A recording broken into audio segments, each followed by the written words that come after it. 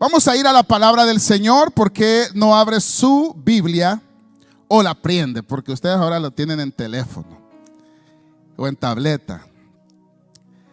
Vamos a ir al Evangelio de Mateo, capítulo 8, versículo del 1 al 4. Mateo, capítulo 8, del 1 al 4. Es una porción muy interesante. Muy interesante. El Señor nos quiere hablar el día de hoy. ¿Lo tenemos, hermanos? Y dice la palabra del Señor: cuando descendió Jesús del monte, le seguía mucha gente.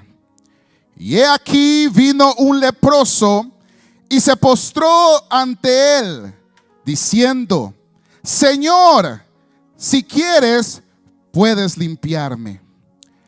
Jesús extendió la mano y le tocó, diciendo: quiero ser limpio. Y al instante su lepra desapareció. Entonces Jesús le dijo: mira, no lo digas a nadie, sino ve, muéstrate al sacerdote y presenta la ofrenda que ordenó Moisés para testimonio a ellos. Vamos a cerrar los ojos y le decimos: Padre, te damos gracias, Señor, en esta hora. Padre, porque hemos venido no solamente a adorarte y a exaltarte, Señor, pero hemos venido, Padre, para que tú seas el que hables a nuestra vida. Abre nuestro corazón, Señor. Abre nuestro entendimiento, Señor, para recibir tu consejo. Espíritu Santo, hay necesidades en este lugar. Quizás no han venido aquí al púlpito, pero tú conoces cada necesidad que está en este lugar y que está en esos lugares que se están conectando por medio de YouTube o Facebook. Señor, tú conoces, Señor, la vida de cada uno de nosotros. Y tú traerás palabra que conmueva nuestro corazón al arrepentimiento o seguir procediendo como venimos, sometiéndonos a tu presencia, a tu autoridad, Padre. Te lo pedimos en el nombre poderoso de Cristo Jesús. Gracias, Señor. Amén y amén. Pueden tomar su asiento en la presencia del Señor. Gloria a Dios, hermanos. Con la ayuda del Señor y del Espíritu Santo queremos hablar, y le hemos puesto a este tema: ¿de dónde proviene nuestra autoridad? ¿De dónde proviene nuestra autoridad? Cuando nosotros hablamos de autoridad, muchas personas pueden pensar de la autoridad que se le puede dar a una persona por tener un cargo o un privilegio. O también puede ser porque se le da un llamado a la persona y esa persona automáticamente recibe una autoridad. Pero cuando la Biblia, hermanos, nos habla de aquel que no solamente caminó bajo una autoridad, sino que la manifestó, nos habla de otras cosas. Nos habla, hermanos, de alguien que no solamente hizo la voluntad del Padre, sino que la manifestó en su manera de vivir o de proceder. Jesús, en esta porción que nosotros acabamos de leer, venía de dar serios sermones donde hablaba del reino de Dios. Y el reino de Dios consistía venía a venir a las personas de una manera, hermanos, donde ellos tenían que no solamente recibir la palabra que Jesús traía, sino ponerla por práctica. Entonces está el mensaje donde él hablaba que la regla de oro, de que decía: lo que tú quieres que alguien te haga, hazle al prójimo. Es decir, si tú quieres hacer el bien, hazlo a tu hermano o al prójimo, y las personas lo van a hacer contigo. Esa es la regla del oro. También él hablaba de que si alguien tenía 2 túnicas y alguien le pedía una, que esa persona se despojara de una de ellas y se la entregara. Entonces, cuando la gente comenzó a oír este mensaje, que algunos decían, él predica con tanta autoridad, decía la gente.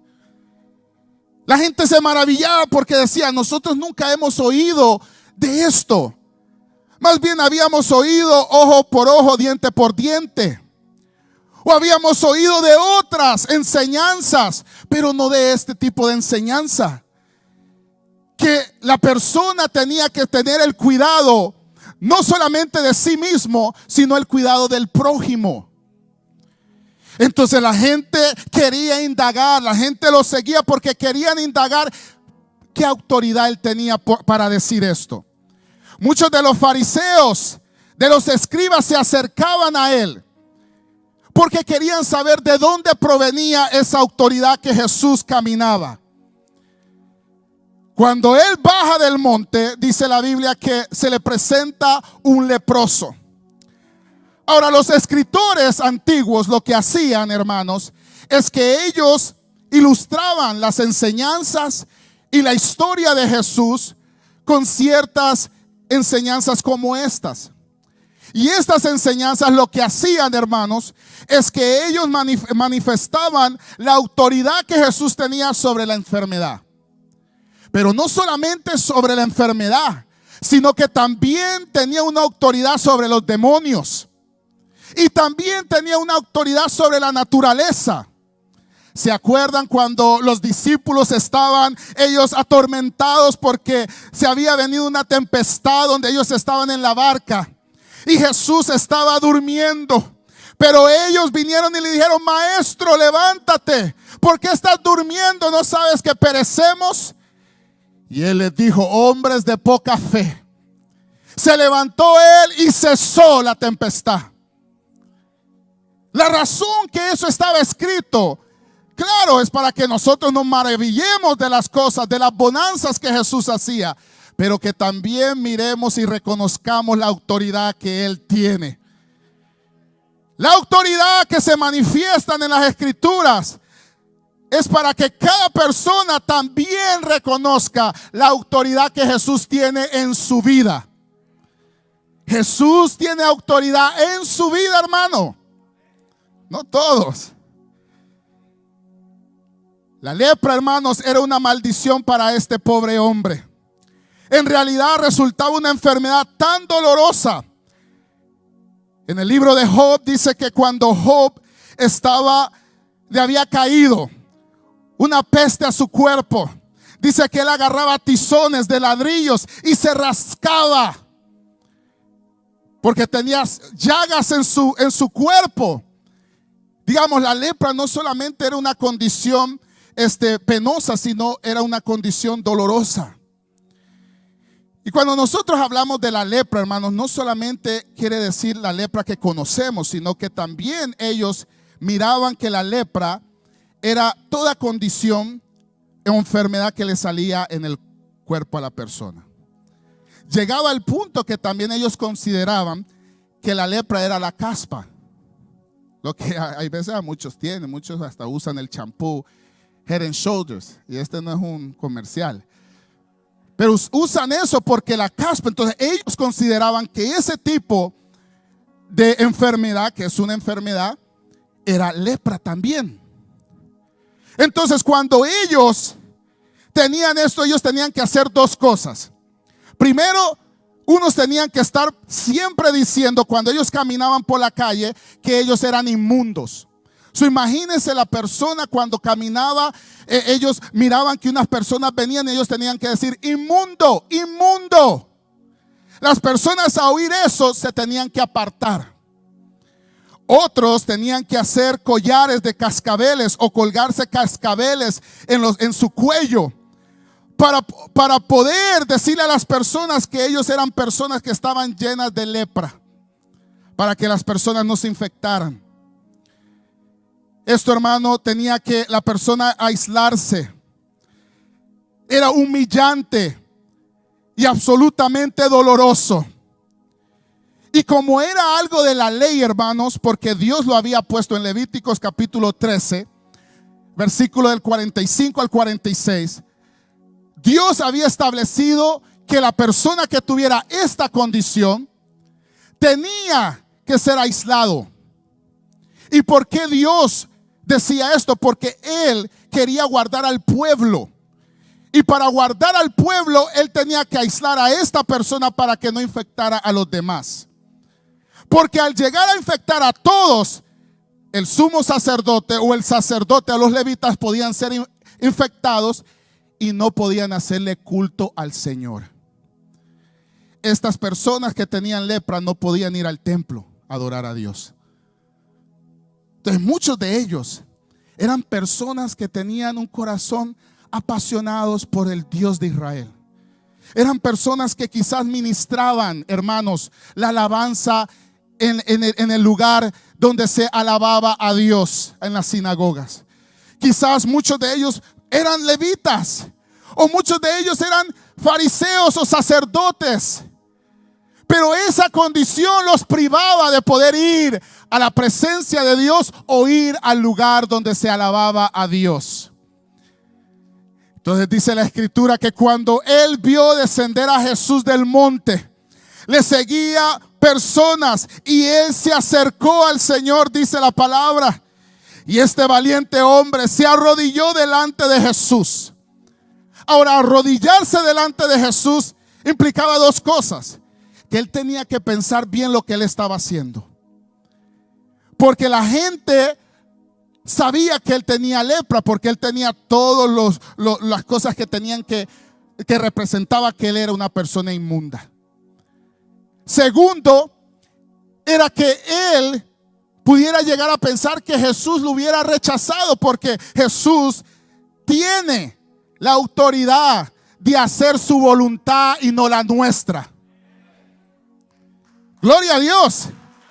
Entonces, eso es de entenderlo, hermanos, de que cuando Jesús va a hacer algo, lo hace porque Él quiere, porque es su eterna voluntad. Él no está al capricho de las personas. Él no está a lo que usted quiera que Él haga por usted, sino que Él hace lo que Él piensa que va a ser correcto para su vida.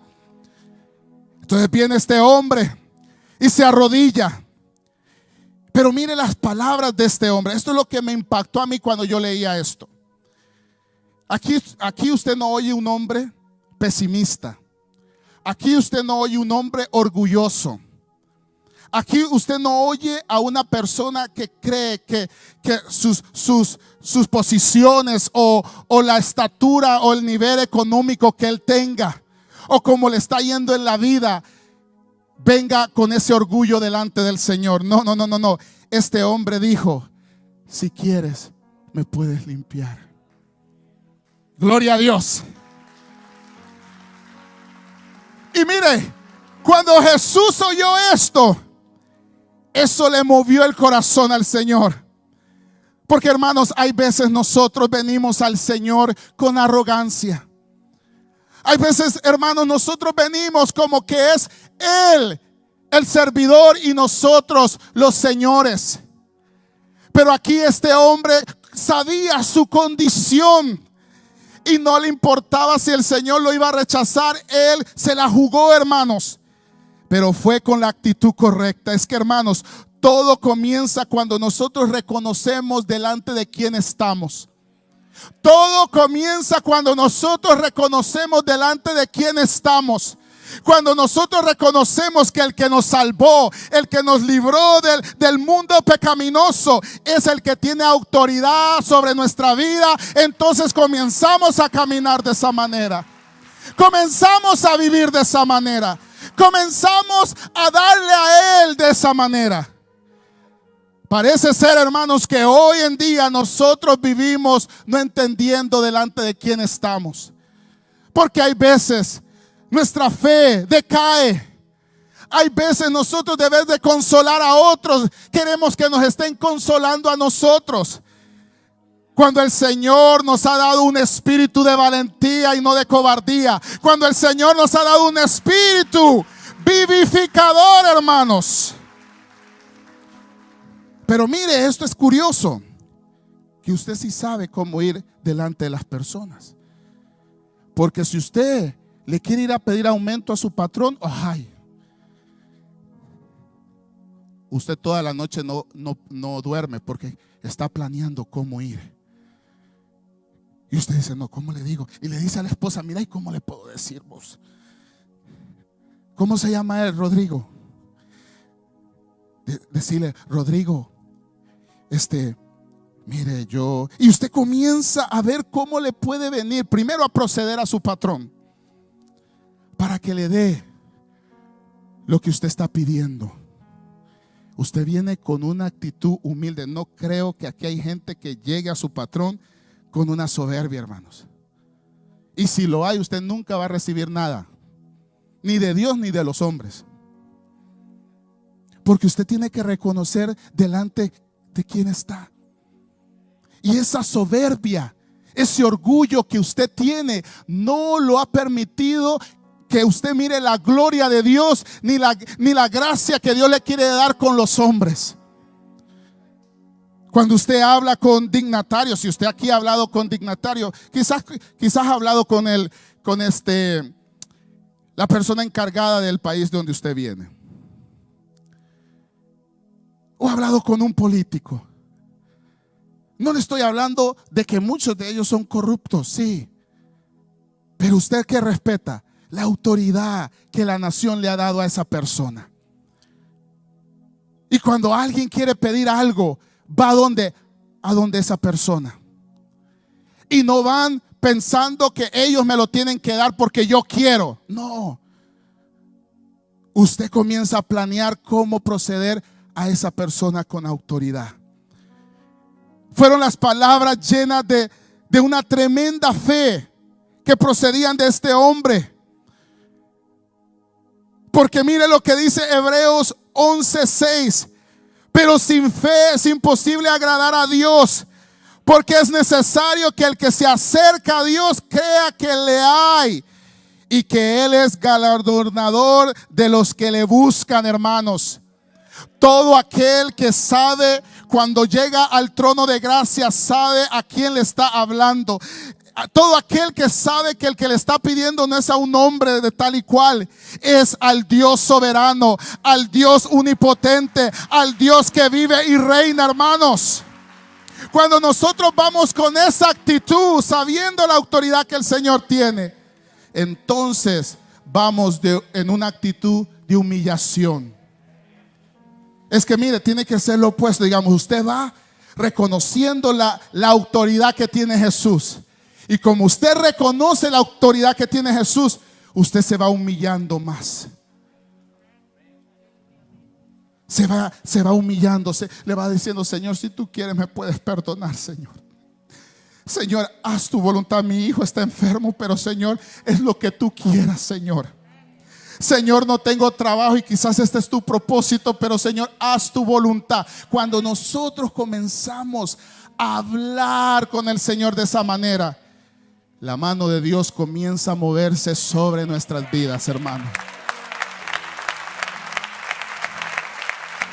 ¿Se acuerda del centurión? El centurión, cuando llegó, hombre de autoridad que era el centurión. Y digamos, los centuriones, no, los que tenían esa posición no eran cualquier persona, hermano.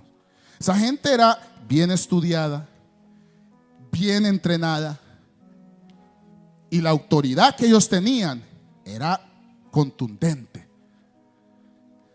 Pero este hombre fue donde el Señor y le dijo, Señor, mi criado está atormentado, está enfermo. Solo di la palabra. Y el Señor vino y dijo, no, yo voy a ir. Le dijo, no, porque tú no puedes entrar debajo del techo de mi casa, porque soy gentil, soy pecador. Pero mira, yo soy hombre de autoridad y yo comprendo cuando hablo con gente de autoridad. Y tú eres de autoridad, le dijo. Tú eres de autoridad. Y mire lo que le dijo el centurión. Le dijo esto, mire, yo tengo gente bajo de mi autoridad, y yo le digo a ellos, vayan, y ellos van. Y yo les digo a ellos, vengan, y ellos vienen. Tú solo tienes que decir la palabra. Solo tú tienes que decir la palabra. Y cuando el Señor oyó eso, hermanos, le ministró el corazón y dijo: no he oído o visto fe tal como esta. El entender delante de quién estamos, hermanos, nos da la victoria sobre las huestes del enemigo, hermanos. Nos da la victoria sobre todo problema que proceda a nuestra vida, hermanos.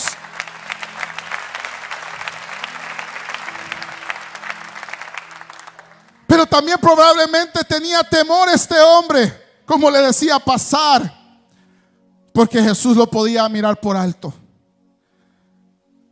Le vuelvo a decir, Jesús no está obligado a hacer lo que nosotros queramos. Jesús no está obligado a sus caprichos. Jesús no está obligado a hacer lo que usted tiene deseos que Él haga por usted. No. Pero cuando Jesús ve que la persona lo busca en lo íntimo, y en lo íntimo refleja lo que es también aquí afuera, y comienza a vivir una vida humillada delante de aquel que es digno que toda carne se humille, entonces el Señor comienza a obrar en nuestras vidas, hermanos. El leproso pensó que Jesús podía pensar que Jesús fuera como los otros religiosos, ligeros a juzgar y tardos para extender la mano y edificar. Pero hay veces nosotros dudamos, hermanos, de que el Señor nos ha dado la oportunidad. No porque nosotros seamos muy santos. ¿Cuántos se creen santos aquí? Gloria a Dios.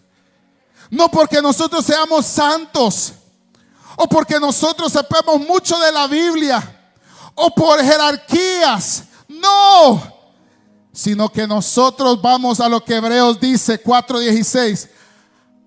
Acerquémonos pues confiadamente al trono de gracia, para alcanzar misericordia y hallar gracia para el oportuno socorro, hermanos. Vamos delante del Señor no con nuestra propia justificación, sino la justificación que el Señor nos ha dado en la cruz. Aquella justificación que el hombre no se la da, aquella justificación que sus logros no se lo dan, aquella justificación que nada, ni el dinero de esta tierra la puede usted comprar. Es una justificación que la da mediante el sacrificio de la cruz del Calvario, hermanos.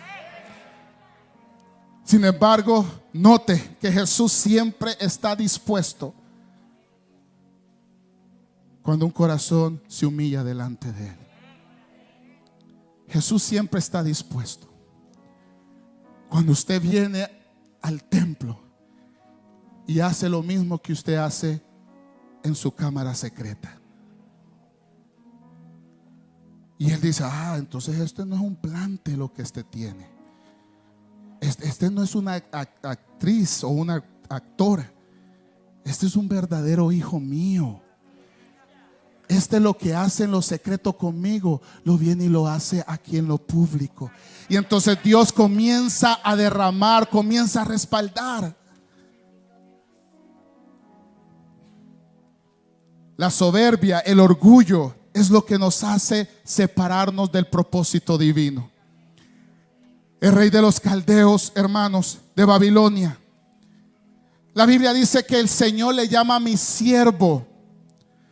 Comienza él a ver las victorias que Dios le daba, y dice que un día se levantó él y el orgullo le subió a su corazón, y él comenzó a ver todo lo que él pensó que había construido con su brazo fuerte.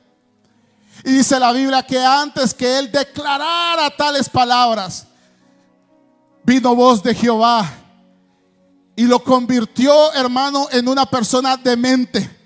Dice que estuvo 7 tiempos en los campos comiendo pasto como un animal. Le crecieron las garras, y todos los dignatarios, todos los súbditos que estaban debajo de él, lo miraban comer pasto al hermanito Julano de tal. Comiendo pasto. Es que, hermanos, cuando nosotros nos llenamos de soberbia, hay veces actuamos de una manera incorrecta. Y a veces Dios nos tiene que soltar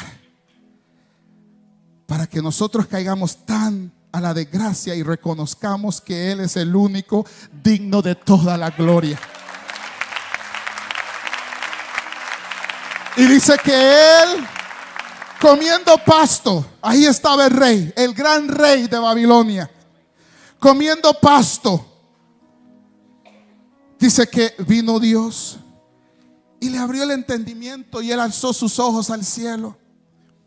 Y él comenzó, su conciencia comenzó a declarar palabras de victoria. Mire lo que dice en Daniel 4, el 34 al 37.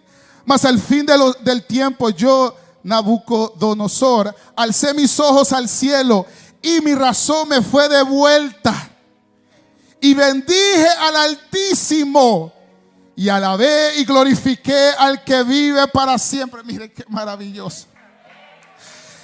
Cuyo dominio es sempiterno, y su reino por todas las edades. Todos los habitantes de la tierra son considerados como nada, y él hace según su voluntad en el ejército del cielo y en los habitantes de la tierra. Y no hay quien detenga su mano y le diga: ¿qué haces? En él mismo el tiempo mi razón fue devuelta, y la majestad de mi reino, mi dignidad y mi grandeza volvieron a mí. Y mis gobernadores y mis consejeros me buscaron. Digamos, esto ya lo habían abandonado. Y lo buscaron, y fue restablecido mi reino. A mayor grandeza me fue añadida. Mira, hermanos, cuando nosotros nos humillamos delante de aquel que toda la autoridad la tiene, nuestra dignidad comienza otra vez a surgir. Aquel que quizás estaba perdido, pecando, viviendo desorganizadamente, y comienza a reconocer la gloria de Dios, y comienza a reconocer la voluntad del Señor. Entonces el Señor le retribuye otra vez, le da lo que Él ha permitido que Satanás le robe. Y dice: ahora yo, Nabucodonosor, alabo y engrandezco y glorifico al Rey del cielo, porque todas sus obras son verdaderas y sus caminos justos. Y mire lo que Él dice: y Él puede humillar a los que andan con soberbia. Iglesia, ya no podemos ser soberbios delante de aquel que dio su vida por nosotros.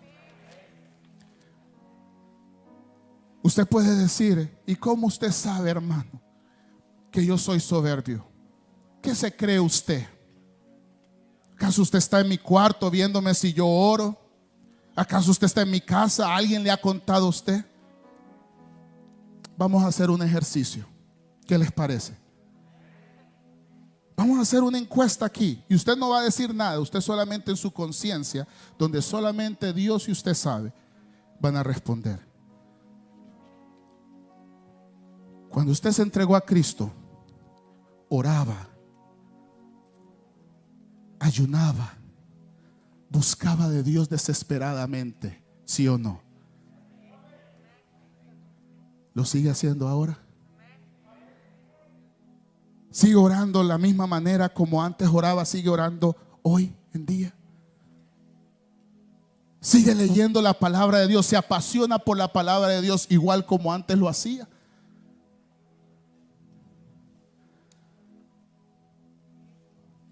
Cuando ya viene el viernes, hermano, cuando viene el viernes, hora de la célula, usted se apasiona y usted está: Señor, ¿qué voy a dar? ¿Qué voy a darle a la gente? Señor, fulano de tal va a venir, ¿qué mensaje quieres para él? ¿Qué palabra tienes para él? ¿O ya es una carga para nosotros? Usted contéstese. Porque esa soberbia, el Señor, mire, si el Señor tiene un propósito con usted, Él lo va a humillar. Pero lo va a humillar para poder que usted reconozca y poder exaltarlo a Él. Y si usted pasa el examen, entonces el Señor lo exaltará a usted también. Entonces viene Él y reconoce que Él era un soberbio, que era un animal. David dijo: este pobre clamó y él oyó, y le oyó Jehová y me libró de todas mis angustias. El ángel de Jehová acampa alrededor de los que le temen y los defienden. El Señor dice, hermanos, que muchos de nosotros vivimos amedrentados, con miedo para hacer la obra de Dios, porque no estamos clamando, no estamos buscando a aquel que tiene la autoridad para que las transmita a nosotros, hermanos. Esa es la razón por qué nosotros no hacemos la obra de Dios correctamente. Porque estamos yendo a todo el mundo y no estamos siguiendo al que tiene la autoridad. Si nosotros nos volvemos al Señor, Él se volverá a nosotros. Porque todo aquel que es tocado por el Maestro recobrará otra vez su dignidad y su identidad. Este hombre que tenía lepra, hermanos, usted lo puede ver como una persona que quizás tiene el pecado. Sí, el pecado es algo que es una enfermedad que continuamente está en el hombre. Pero esta lepra puede ser también la enfermedad espiritual que hoy en día muchos creyentes tienen. Que pueden estar aquí en el templo y pueden ir a la célula y pueden decir: yo soy cristiano, pero tienen ya tiempo de no tener una relación íntima con el Señor. Que antes, que tienen problemas con sus parejas, y de vez de ir al Señor van a la vecina, al tío, al primo, al familiar, pero no se humillan delante del Señor y le dicen: Señor, ¿qué es lo que está pasando aquí? Sí, puede ser el pecado, pero también puede ser nuestra enfermedad espiritual en nosotros. Vino este hombre, reconoció que el Señor tenía toda la autoridad para quitarle esa peste. Nosotros no podemos seguir viviendo de la misma manera si no venimos delante del Señor y decimos: Señor, si tú quieres, puedes quitarme esta peste que yo tengo. Señor, si tú quieres, me puedes quitar esta apatía que tengo hacia tu obra, Señor. Señor, si es tu voluntad, me puedes librar del pecado, Señor. Y si usted viene de esa manera humillado delante del Señor, el Señor le dijo a este hombre: quiero ser limpio. ¿Cuántos hoy quieren ser limpios por la mano del Señor? ¿Cuántos hoy? Aquí no importa si usted tiene privilegio, hermano. Todos aquí necesitamos ser limpios por aquel que tiene toda la autoridad, para que podamos nosotros caminar en esa autoridad y podamos entender, hermanos, que no podemos ir al mismo millaje si nosotros no tenemos intimidad con el Señor. Yo quiero que cada uno de ustedes cierre sus ojos.